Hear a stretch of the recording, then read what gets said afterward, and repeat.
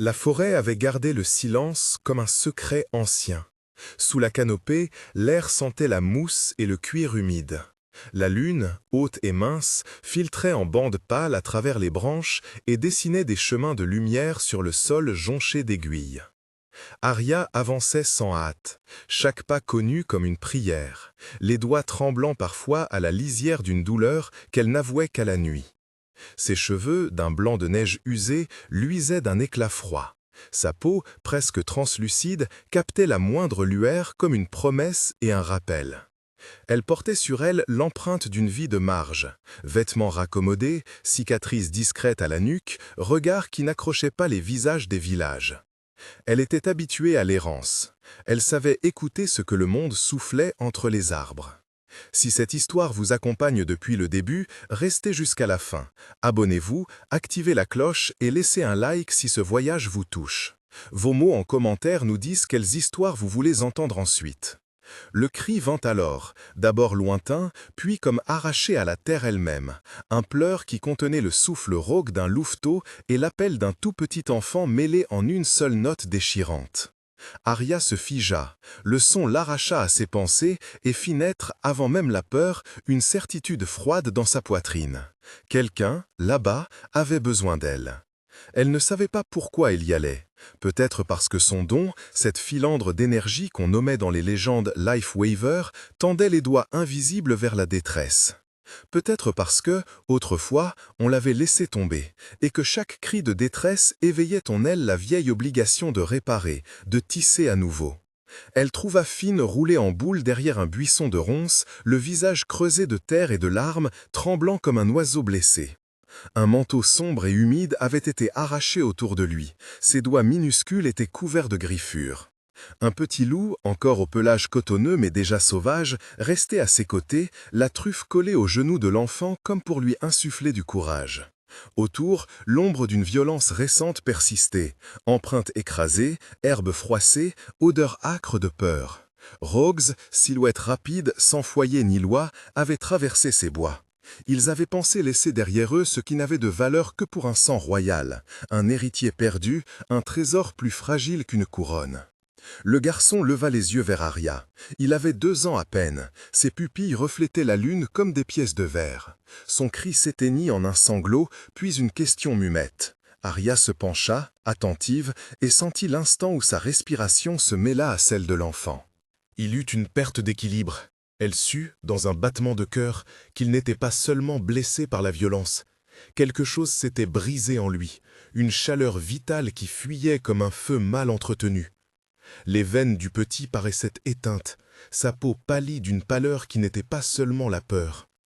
Elle posa les mains, d'abord sans intention magique, car la bonté la plus vraie porte parfois des gestes ordinaires, lui essuyer le visage, lui chuchoter des mots sans langue, emballer ses petits membres dans son manteau. Puis la réalité imposa ses règles. Le sang à la tempe du garçon pulsait faiblement. Une blessure pouvait être nettoyée, pansée, des plantes appliquées. Mais il y avait une froideur dans ses doigts, un recul de la vie qui défiait l'ordinaire. Les healers auraient su quoi faire. Vera aurait su, si Vera allait été là. Mais la nuit avalait la route, et la lune exigeait qu'on choisisse entre attendre et agir. Arya rouvrit la paume et laissa monter le fil. Le cadeau qu'on lui avait transmis, le nom que certains chuchotaient comme une malédiction autant qu'une grâce, répondit. Une lueur fine, couleur d'os et de lune, se tissa entre ses doigts. Elle ne l'appelait pas magie, pour elle, c'était une couture de la vie.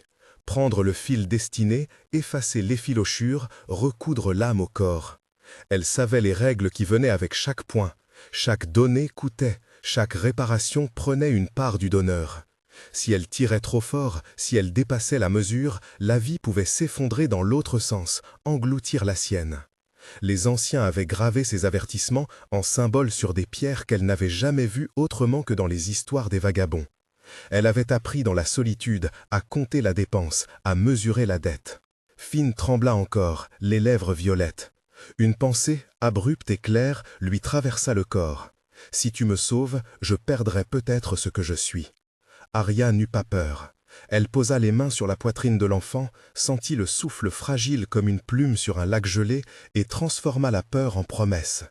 Le fil glissa, patient, tissant autour des poumons, autour du cœur, autour du fil ténu qui faisait de Finn un battement qui persistait. La douleur vint comme une houle, chaleur blanche qui mordait les nerfs, une sensation d'aspiration comme si on lui arrachait des brides de soleil. Sa vision se courba, ses genoux voulurent céder. Elle s'accrocha à la réalité par un point, le visage du garçon contre sa paume, son souffle qui cherchait la vie. Quand la vie remonta en Finn, ce fut soudain et doux, comme la fonte d'un printemps retardé. Les couleurs revinrent, ses doigts serraient la veste d'Arya, cherchant une encre. Il hoqueta, puis rit faiblement, un son trop petit pour les profondeurs du bois, mais suffisant pour que le cœur d'Arya se dilate et s'effrite à la fois. Elle s'écarta, haletante, la tête tournant. Le monde autour vacilla comme une toile mal tendue. Le fil qu'il avait quitté flottait maintenant autour d'elle, et elle sut qu'une part de son énergie, peut-être même plus, avait été livrée au nourrisson. Ses mains tremblaient d'une faiblesse qui ne lui appartenait pas d'ordinaire. Ses genoux s'enfoncèrent dans la terre humide. Elle voulait rester, veiller, entendre encore la respiration du garçon, mais son corps criait le retrait nécessaire. Les pas de chevaux sonnèrent au loin, brisant le réseau fragile de paix. Des voix crièrent en ordre royal, claires, tranchantes, comme des lames polies. Une patrouille de la garde du palais suivait toujours les sentiers, vigilante depuis que la frontière avait été troublée. Ils trouvèrent Arya accroupie, l'air effacé, et le petit Finn blotti contre elle. Au centre de la troupe, l'homme qui descendit de sa monture fit arrêter le temps pour Arya. Il avait des épaules larges, une présence qui n'imposait pas la loi par des mots, mais par l'assurance tranquille de chacun de ses gestes. Ses traits étaient taillés pour la gravité, ses yeux portaient le calme d'une mer profonde. Il portait la marque de l'alpha, respect mêlé d'une solitude qui n'avait de compagnie que celle de son titre, Kael, l'alpha solitaire. Le regard de Kael ne chercha pas les armes, il chercha d'abord l'enfant, puis il la regarda longuement, comme si l'on pouvait lire sur un visage toute une histoire. Dans sa tenue sobre, il ressemblait à l'autorité réveillée, mais il n'était ni impérial ni distant. La reconnaissance d'un père tira sur ses traits. Finn le vit et étendit une main, hésitante. Kael descendit, prit l'enfant dans ses bras avec une douceur qui fit vaciller les règles tacites du monde. La petite chose se blottit, comme si, en effet, il avait la maison en lui. « Qui t'a fait ça ?» demanda Kael, mais sa voix n'était pas rude, elle était basse et claire, une autorité qui cherchait la vérité sans la tuer. Les hommes de la garde emmurèrent la nubie de questions. Arya tenta de reculer pour parler, et la faiblesse la trahit. Un garde la retint par un bras avec plus de fermeté qu'il n'aurait dû. Ses doigts rencontraient la chair plus que nécessaire, et leur regard, comme un reflet, chercha la marque sur sa peau, la pâleur de son don. Même dans l'urgence de la scène, des murmures s'élevèrent. « Life Weaver ». Le mot rôda, piquant, et fit dresser des oreilles invisibles. On parlait de celui qui donnait et qui parfois s'effaçait en le faisant. On parlait aussi, plus bas, de magie qu'on n'acceptait pas dans la maison des alphas. On se méfiait de ce qui tenait la vie en filigrane. Kael sentit la tension et posa une main sur l'épaule du garde. Son calme imposa plus que ses ordres. « Laisse-la », dit-il. Sa voix ne s'adressait pas seulement au garde, elle s'adressait au pack tout entier qui, en net instant, tenait en équilibre sur la peur. Elle a sauvé notre héritier, on l'a conduit au palais. Il n'énonça pas un jugement, il demanda un soin. Il prit la décision qui déplaçait les murmures sur son passage. Arya fut portée non pas comme une criminelle, mais comme une âme dont la dépense avait été plus large que la mesure acceptée. Dans le cortège vers la forteresse, elle sentit le regard des hommes et des femmes se peser sur elle. Il y avait dans ces regards la crainte d'un pouvoir que l'on ne comprenait pas et la reconnaissance muette d'une dette.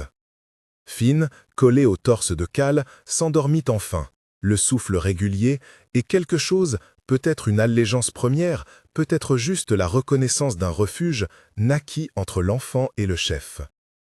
Au palais, la lumière changea. Les torches diffusaient une chaleur dorée, le bois résonnait d'une discipline domestique et d'un ordre ancien. Les healers, menés par Vera, s'emparèrent d'Arya comme d'une chose fragile et précieuse. Vera avait des mains qui connaissaient les nervures du corps humain. Elle posa des doigts sur les tempes d'Arya, pressa, lut les signes. Elle a donné beaucoup, murmura Vera en français de la maison, sans chercher à l'exposer au jugé. Ses yeux se plongèrent dans ceux de Cal un instant. Le verdict était un échange, pas une condamnation. Nous la soignerons. La phrase était une promesse et un test. Lorsqu'Arya reprit conscience, ce ne fut peu dans la froideur des bois, mais dans la douceur d'une chambre aux rideaux lourds. L'odeur du thym et de la lavande flottait comme un baume. Une couverture épaisse couvrait ses jambes, ses mains, quand elle les bougea, étaient comme de la veine de porcelaine. La douleur persistait, sourde, et avec elle un souvenir aigu, les fils, la lumière, le petit corps qui avait repris. Finn n'était pas là, mais une petite poupée de tissu reposait sur la table de chevet, un présent laissé par un doigt reconnaissant. À travers la fenêtre, la lune coulait, témoin immobile. Une porte s'ouvrit et Cal entra sans bruit. Il portait des haillons propres mais simples, rien d'ostentatoire.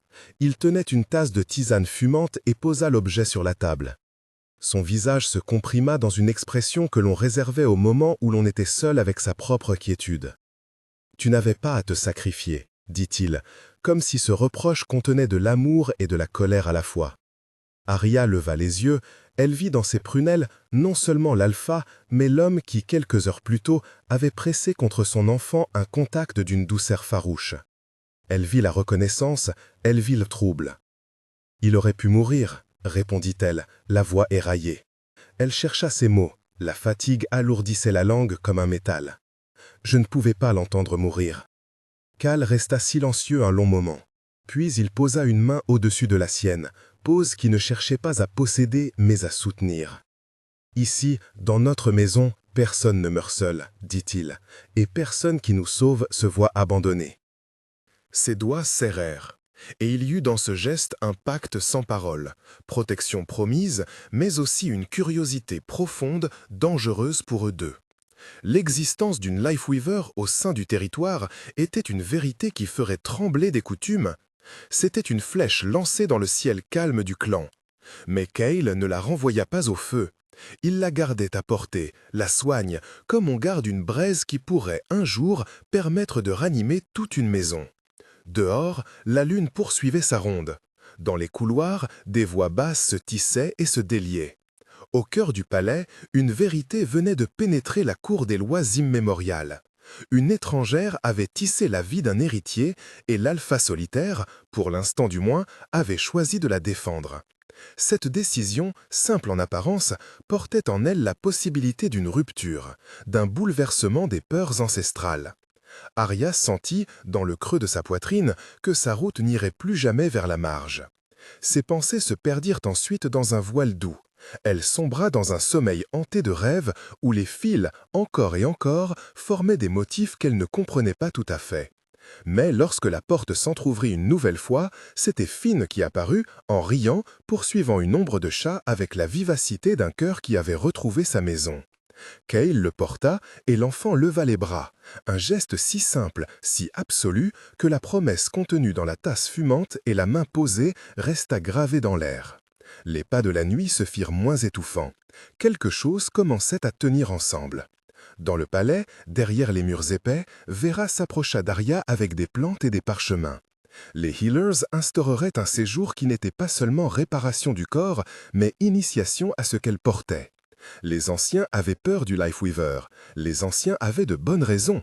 Mais Kael, en silence, prit sur lui de montrer que la peur pouvait être contrée par le soin et que la justice pouvait naître de la reconnaissance d'un acte. Il y avait, désormais, des fils en jeu qui reliaient plus que deux personnes, un enfant, une guérisseuse, un roi alpha. Et ces fils allaient tirer le clan tout entier vers une vérité qui changerait le cours des traditions. Les jours qui suivirent s'écoulèrent comme une rivière un peu plus lente, lourde de regards et de soupçons.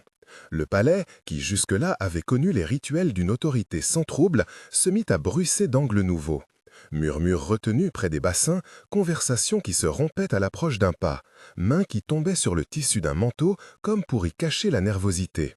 Kael continua d'agir avec la même lenteur autoritaire, mais chacun de ses gestes, une lettre signée, un ordre chuchoté, portait la possibilité d'un basculement.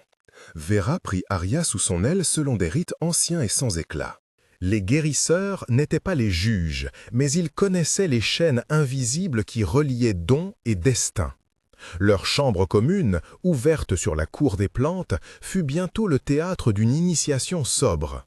On lui apprit à reconnaître les fils qui passaient le long du corps, à sentir la chaleur du pouls comme on lit une route.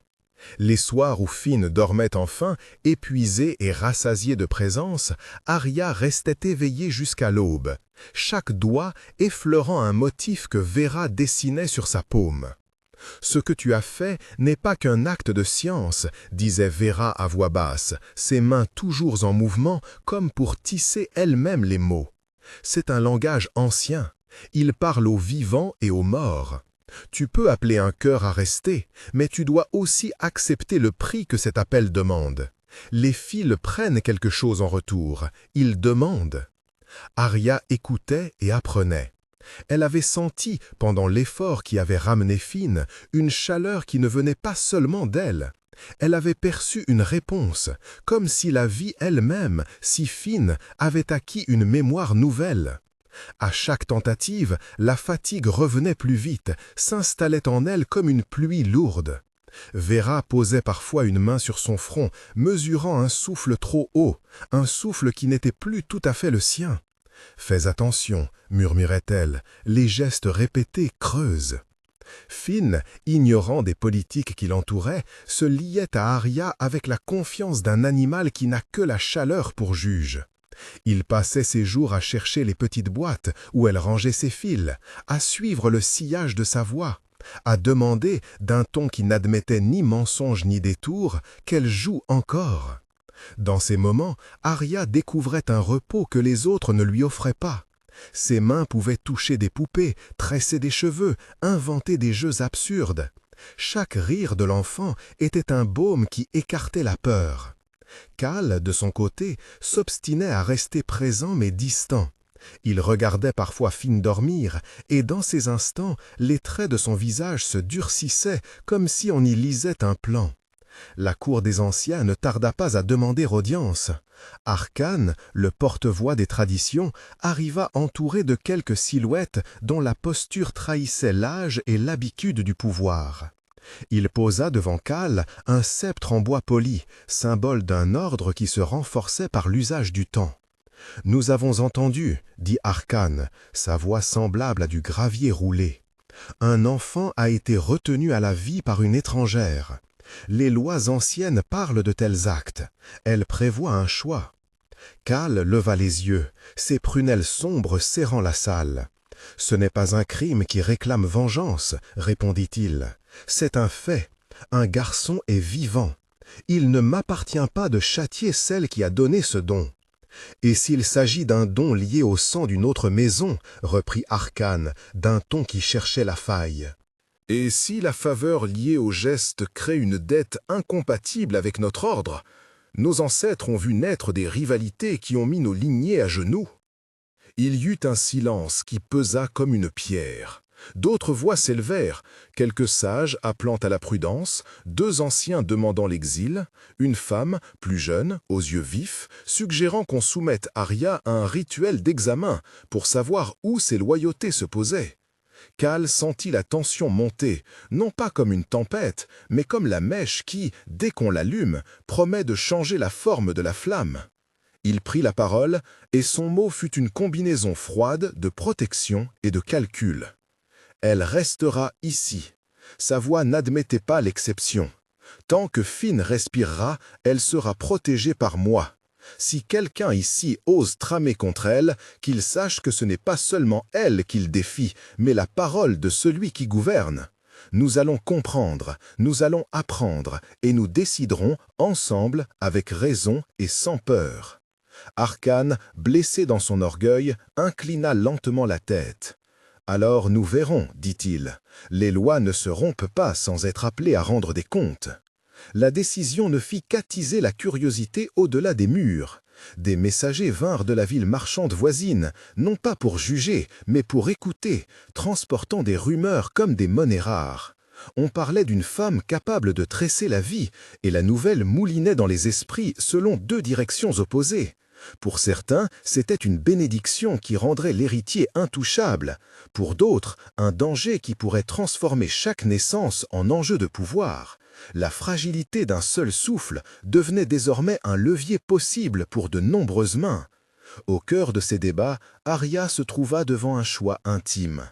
Vera lui demanda de répéter certains fils, de tenter de lire la trame de Finn, non pour démontrer un pouvoir, mais pour comprendre ses limites. Ce que tu tisses, tu dois l'entendre comme une chanson, enseignait Vera. Mais n'oublie pas que tu n'es pas la chanson, tu n'en es que l'instrument. Les premières leçons publiques furent simples.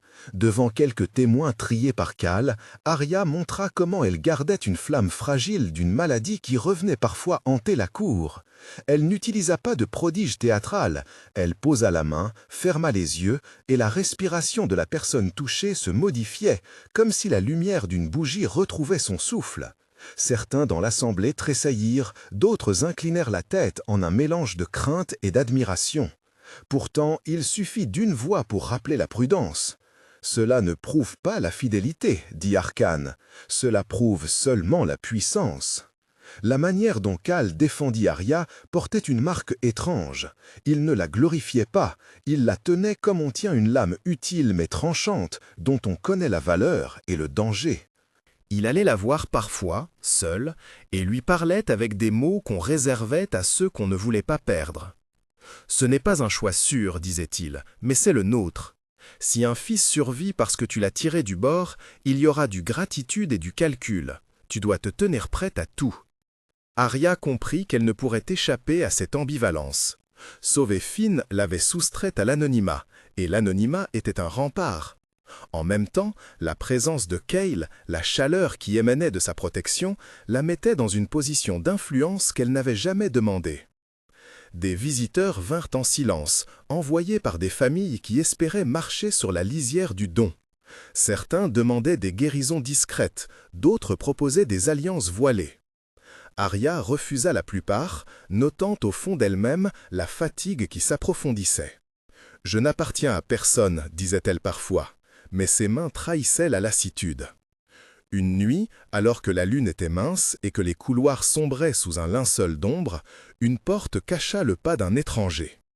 Il était venu sans fracas, vêtu comme un voyageur qui a connu bien plus de terre que la seule vallée. Il était invité, Kael l'avait reçu sans annonce, au grand étonnement de la maison. Ils parlèrent longuement, à voix basse, jusqu'à ce que l'aube n'ose plus se taire. Lorsqu'il sortit, le voyageur jeta un regard vers la chambre où Arya dormait, un regard qui ne cherchait ni jugement ni pitié, seulement un calcul. Les jours suivants, des signes minuscules mais précis commencèrent à apparaître. Des servantes trouvaient, au matin, des fils colorés disposés en motifs sur le seuil du palais. Des enfants chuchotaient avoir vu, dans la lisière du bois, des silhouettes qui observaient. La peur n'était pas encore manifeste, mais la pression s'accentuait, comme si l'air même retenait un secret. Vera et Arya, complices par nécessité, cherchèrent à déchiffrer la nature de cette intention. Elles plongèrent dans des parchemins anciens, fragments de chants, exemples de pactes faits par des Lifeweavers d'autrefois, et vinrent à sentir la forme d'une loi non écrite. Celui qui tissait une vie se liait aussi aux attentes d'autres clans et d'autres besoins. La connaissance elle-même attirait.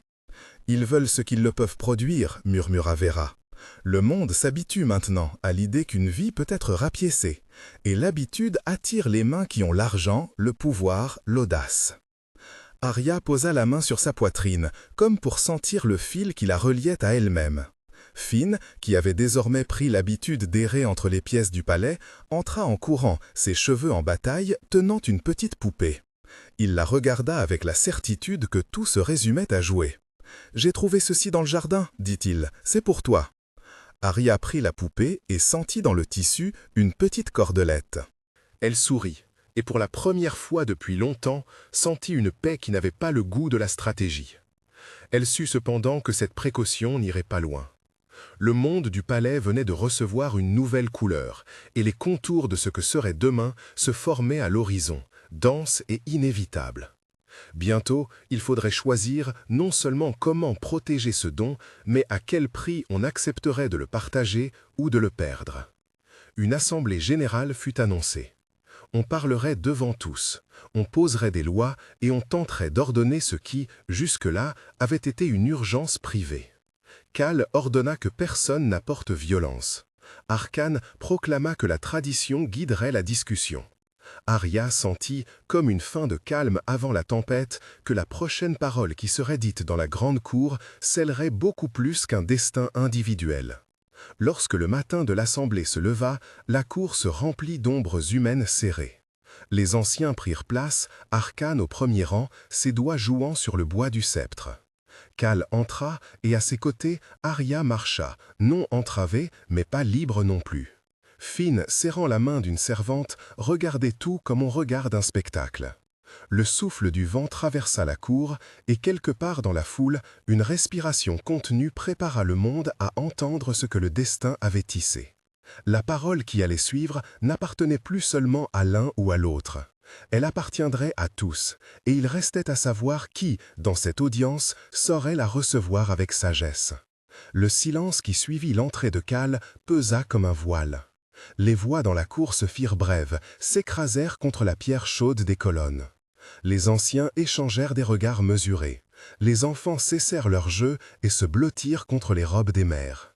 Arkhan tint le sceptre entre ses mains comme si le bois contenait la décision elle-même. Ses cheveux, grisonnants à la tempe, tremblaient d'une colère contenue. Cal fit un pas en avant, puis deux, sans hâter sa démarche.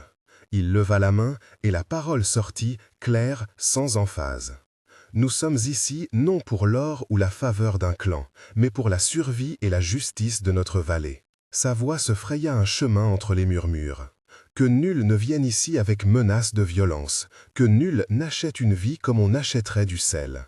Un applaudissement étouffé emplit la place, certains hochaient la tête. Mais la friction ne tarda pas.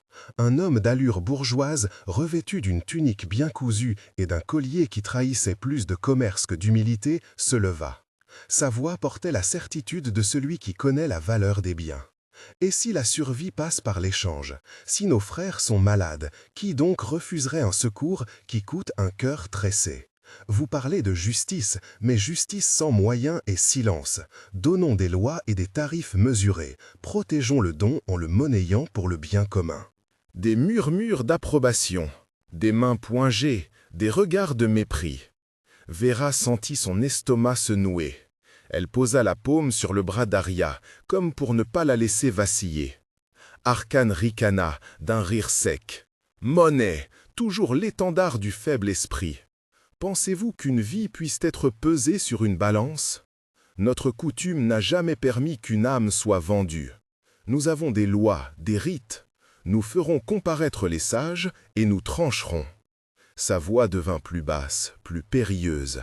« Et si la chose menace l'ordre, alors il faudra la lier. » Un froid glissa dans la cour. « Lier » murmura quelqu'un. Le mot roula comme une pierre dans une pente. Chacun en sentit l'écho. Le voyageur qui avait parlé à quelques nuits plus tôt se leva alors sans grand bruit. Son manteau portait la poussière de routes lointaines. Ses mains étaient marquées par des cartes et des nœuds. Il s'avança, lentement, et la foule se retint d'applaudir, car il n'était ni noble ni vieux, mais il avait la voix de l'habitude. « Je viens de la frontière des collines du Nord, dit-il. Les miens ont vu ce que vous avez ici. Ils offrent protection et savoir. Nous avons des tisserands qui apprennent, des hommes qui pactisent sans briser l'âme. Nous proposons un traité. Arya peut enseigner sous notre tutelle. En échange, nos clans veilleront que nul ne l'emploie contre sa volonté. Nous partagerons les techniques qui allègent la peine et vous recevrez grain et métier. » Les mots étaient polis, la proposition habilement mêlée d'appels au secours et à l'apprentissage. Certains dans la foule se redressèrent, soulagés à la simple idée d'aide. D'autres s'enveloppèrent d'une méfiance plus forte que le froid. Vera sentit l'attraction d'une corde invisible, la promesse d'alliance qu'on tisse autour d'elle. Elle connaissait le prix de ces traités, la façon dont un pacte d'abord écrit en lettres de soie finit par peser comme des chaînes. Elle pensa à Kael, à sa bonté capable de s'émousser sous la pression, et à Arkhan, pour qui toute nouveauté était une sape. Elle pensa à Arya, à la poupée de Finn encore serrée dans la poche de sa tunique. Finn, en vérité, ne comprit pas toutes ces nuances. Il s'était approché au bord de la cour, la poupée à la main, et observait le voyageur comme on regarde un nouveau comédien. Puis, sans qu'on l'y invite, il leva la voix. « Si elle enseigne, est-ce qu'elle pourra apprendre à soigner la mère de Maya? Elle est raide et ne sort plus. » Un silence d'abord, puis des promesses murmurées, et quelques regards vers Maya, là-bas, figurante de tant de détresse. Le voyageur sourit, adouci. « Oui, nous pourrons soigner. Mais il faut un cadre. » Arcane se redressa, prenant l'offensive. « Un cadre, oui, mon peuple propose le cadre du retrait. Arya tissera sous serment à la porte de la cité, devant les anciens, pendant 3 saisons. Ces gestes seront observés par élus. Si à la moindre rumeur de trafic ou d'offense, l'accord sera rompu et la prison ouverte à qui le violera. » Le mot « prison » siffla dans l'air. Certains se rangèrent derrière l'idée d'une protection ferme, d'autres la trouvèrent affreuse. Khal, qui jusque-là avait cherché l'équilibre, sentit le poids du choix. Il contempla Arya, dont le visage se durcissait comme la pierre nourrie par le gel. Elle avait le regard fixe d'une femme qui comprenait que l'on parlait d'elle comme d'un objet dont la valeur déterminait la paix publique. Arya prit la parole enfin, et sa voix, quand elle vint, n'eut ni colère ni abdication. Elle parla avec la mesure des gestes qui sauvent et la simplicité d'une main qui ne cherche pas à séduire. « Je n'ai jamais voulu que mon don soit une bannière, dit-elle. Je l'ai caché, je l'ai donné à ceux qui me demandaient à genoux, et j'ai partagé en secret pour ne pas attirer d'ombre. Si vous voulez des lois, qu'elles protègent d'abord le cœur du peuple. Que nul ne revendique une vie pour son profit, que nul ne lie une âme sans son consentement. Je n'accepterai pas de vivre enfermé derrière des portes sous prétexte de sécurité. Je ne veux ni tutelle ni collier. » Des exclamations, des larmes, des signes d'approbation. Mais la décision ne s'ouvrait pas seulement à sa volonté. La cité avait besoin de paix, de nourriture, de garantie.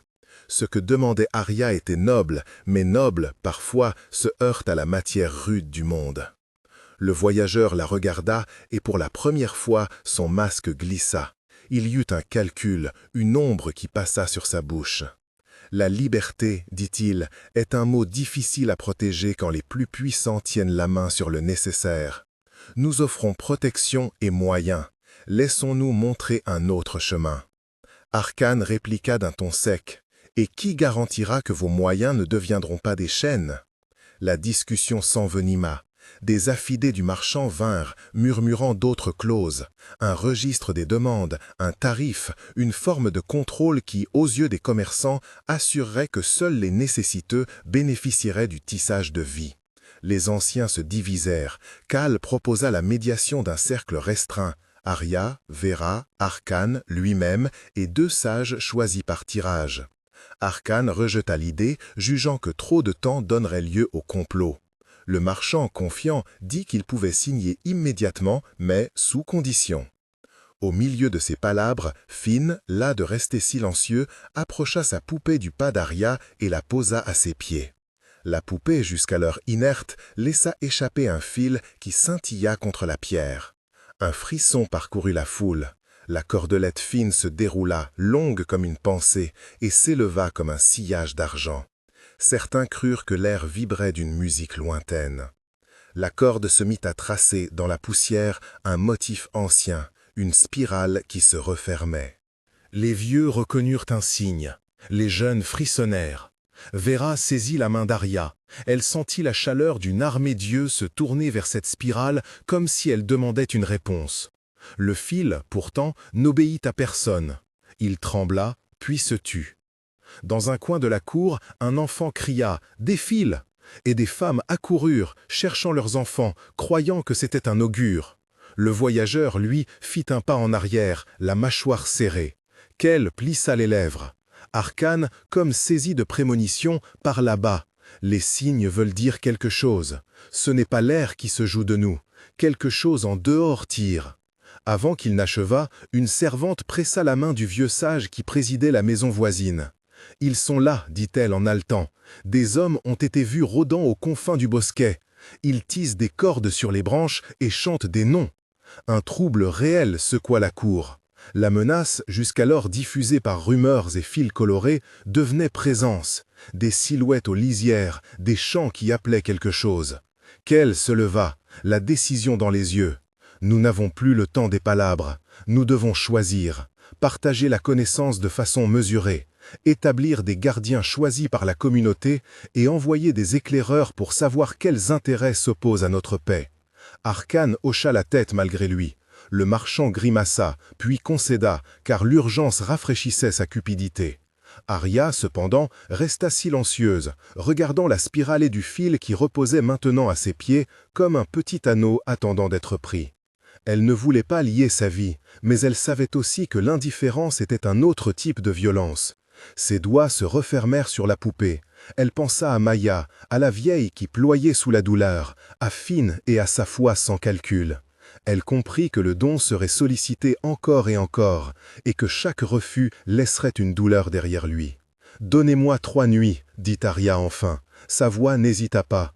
3 nuits pour enseigner au choix un simple rituel. Comment refuser, comment protéger, comment cacher. 3 nuits pour montrer que la vie donnée n'est pas un marché. Si, après cela, la cité décide d'autres lois, je m'y plierai. Mais je ne permettrai pas que l'on forge des fers en mon nom sans que le peuple sache ce qu'ils sont. » Un murmure balaya la foule comme une houle. Le voyageur plissa les yeux. Vera sentit la tension dans les épaules d'Arya relâcher d'un souffle. Kell, pesant la prudence et le besoin, acquiesça à contre-cœur. Arcane, le visage fermé, accepta. Le marchand, contraint, signala qu'il donnerait un contingent de denrées en échange des compétences offertes pendant ces 3 nuits. Une participation qui, d'un côté, comblait la faim et de l'autre, achetait du temps. Les anciens décrétèrent que la maison qui abriterait ces enseignements serait la salle inférieure, et que 2 gardes choisis par le peuple resteraient à la porte. Les tisserands du Nord seraient invités à observer, mais non à intervenir. Des scribes couchèrent des pactes sur des lamelles d'écorce, et la nuit tomba enfin sur la cour, plus lourde d'attente qu'elle ne l'avait été depuis longtemps. Quand la foule se dissipa et que la lune peignait de blanches routes les toits, Arya monta l'escalier lentement. Elle passa devant la chambre où dormait la poupée, où Finn se blottissait contre un sommeil d'enfant. Vera la suivit, et Khal marcha en retrait comme pour porter une ombre de garde. Le voyageur resta dehors, invisible aux yeux de ceux qui ne regardaient pas. Arcane retourna à ses loges, son sceptre appuyé contre le bois. Dans l'obscurité, Arya s'agenouilla auprès de la fenêtre ouverte et contempla le jardin où les fils colorés avaient été posés au matin. Le silence cette nuit-là était percé par un bruit subtil. Un chuchotement de feuilles, une promesse qui n'osait pas dire son nom. Elle hésita, puis posa la poupée sur ses genoux, comme on pose une vérité qu'on veut évaluer.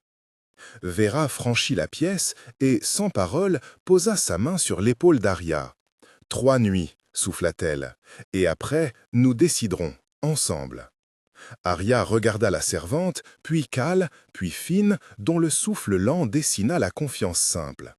Elle pensait aux vies qu'on lui demanderait de réparer, et à celles qu'on prendrait si la cité faiblissait. Elle pensa aux voyageurs dont le calcul l'avait mesuré. Elle pensa au fil qui, ce matin, avait tracé la spirale.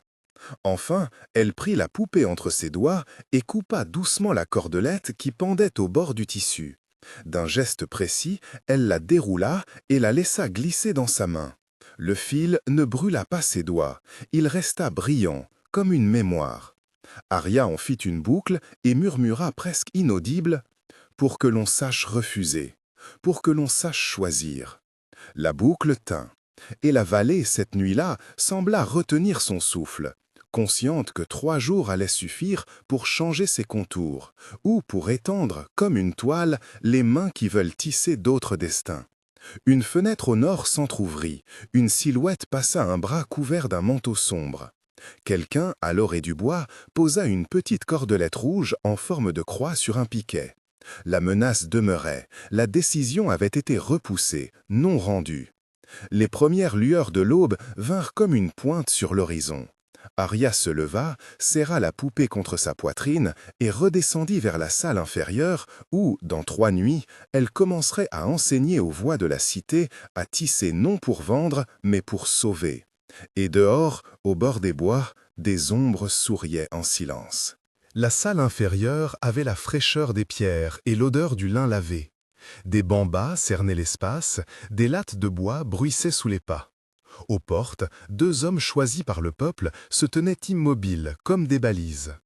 Les tisserands du nord restaient à l'écart, leurs mains tachées d'ocre et de suie, les yeux méfiants. Le marchand, une lueur de calcul au coin de la bouche, avait fait placer quelques sacs de denrées près de l'entrée. Il regardait Arya comme on jauge une marchandise inhabituelle. Arya plaça la poupée au centre d'un cercle tracé avec de la craie. À la lueur vacillante des lampes à huile, le fil qu'elle avait formé la veille brillait encore, sans flamber ni ternir. Elle le remit entre ses doigts, le fit courir sur sa paume comme on compose une lettre sacrée, et, d'une voix qui découpait l'air, donna les premières instructions. « Ce rituel n'est pas magie de pouvoir, dit-elle. Il n'est pas un anneau pour lier autrui contre sa volonté. C'est un geste qui nomme une frontière. Apprenez d'abord à nommer. » Une femme se leva, maigre et courbée. C'était Maya, la vieille, dont la douleur avait été mentionnée sur la place. Ses mains tremblaient tandis qu'elle approchait. Les autres regardèrent. Certains se souvenaient de la façon dont on lui avait arraché du pain en échange d'un fil mal offert. Maya posa sa paume sur la poupée. Ses lèvres formaient un mot que la salle entendit comme un soupir. Non. Arya inclina la tête, puis montra comment tresser le fil en 3 nœuds lents, en nommant à voix haute « nommer »,« poser »,« couper ». Le premier nœud était vocal, dire le nom qui libère la poitrine. Le deuxième était tactile, tresser la corde autour d'un espace pour marquer la prise de conscience. Le troisième nœud scellait la décision, mais sans violence, un geste précis comme plier une feuille. À chaque nœud, Arya fit une pause, laissant au silence le temps de s'installer comme un habit neuf. Une jeune mère s'avança ensuite, tenant un bébé dont la tête s'appuyait contre son épaule. Sa voix se perdit dans un chuchotement. « On m'a dit de donner ce garçon pour un savoir que je ne comprends pas. » Elle tremblait en disant ces mots. Certains dans la salle murmuraient, d'autres baissèrent les yeux. Arya prit la main de la mère, glissa le fil entre ses doigts et lui enseigna à tresser les nœuds en regardant l'enfant. « Refuse pour lui, refuse pour toi. Refuser ne rend pas ruineux le don, il protège la vie qu'on vous confie. » Les premiers à apprendre furent sobres. Ils pratiquaient le geste, répétaient le mot, sentaient la densité d'un refus posé comme une pierre qui arrête une inondation. Finn, assis près d'une lampe, observait chaque mouvement comme si sa foi elle-même cherchait la forme d'une parole. Cal, plus réservé, suivait avec attention, notant les réactions, pesant les visages. Arcane, au fond, gardait les bras croisés. Il semblait mesurer combien cette pratique pouvait désarmer l'autorité. Quand la nuit avança, une rumeur arriva de l'extérieur. Une silhouette avait été vue traîner près du bois, près du piquet où l'on avait trouvé jadis la petite cordelette rouge. Les gardes se redressèrent. On vit le voyageur se pencher, apparaître à peine au seuil de l'ombre et puis disparaître à nouveau. Personne ne crut à une coïncidence. Vers la fin de la première veillée, un jeune tisserand nerveux voulut tester la force réelle du fil.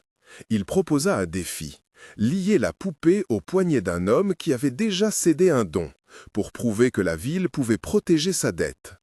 Les tisserands du Nord glissèrent un sourire entre eux. L'idée d'un outil qui garantirait les contrats les fascinait et les inquiétait.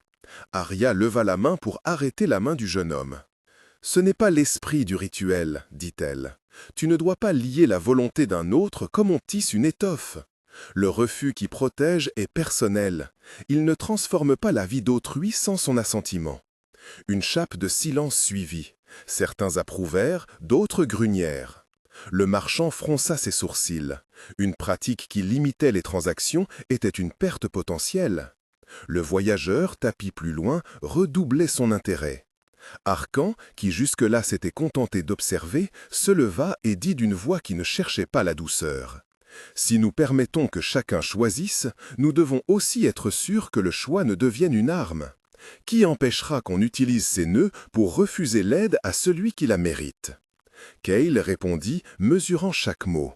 La cité choisira ses lois, après avoir vu ce qu'il advient. Nous ne rendons compte à aucun homme seul. La deuxième nuit commença par la pluie fine. Le toit de la salle inférieure teintait comme une draperie froissée. Les bancs étaient plus pleins. Certains étaient revenus avec un désir ardent, d'autres pressés par la curiosité. Arya proposa alors la seconde leçon. Comment cacher? Parfois, refuser ne suffit pas, expliqua-t-elle.